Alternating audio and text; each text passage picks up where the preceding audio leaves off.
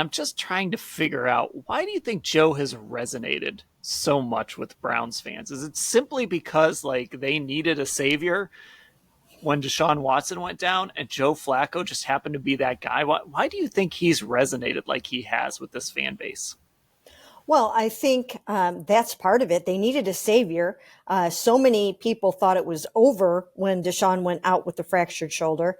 So for Joe to come in riding on the white horse that he came in on, and to save the season is phenomenal. But then when you look at the big, enormous plays that he has made, I mean, he has, is it 13 touchdown passes now in his I think that's right. 5 games?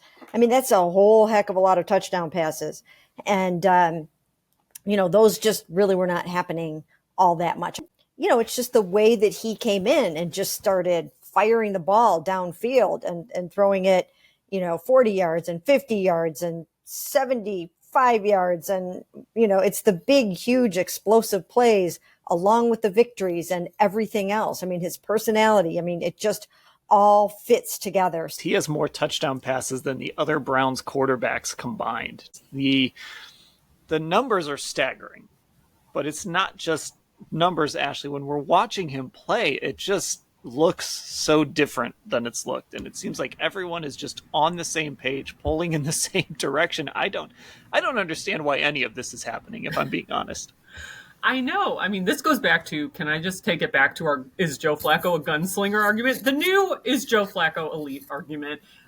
We were proven right yesterday, I think, once again, because some of those throws, I think you don't make if you're not a gunslinger. He's just willing to take risks, I think, in large part because of his experience, right? Like, he's seen those risks pay off, infinity amount of times at this point in his career.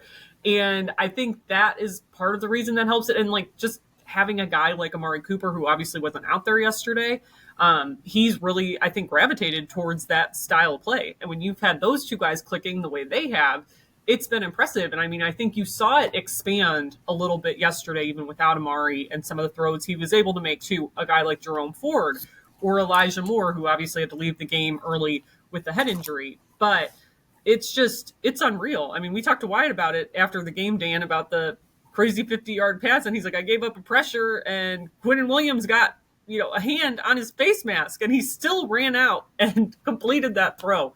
It's stuff like that where you just kind of have to shrug and be like, I don't know what is causing this, but it's unreal.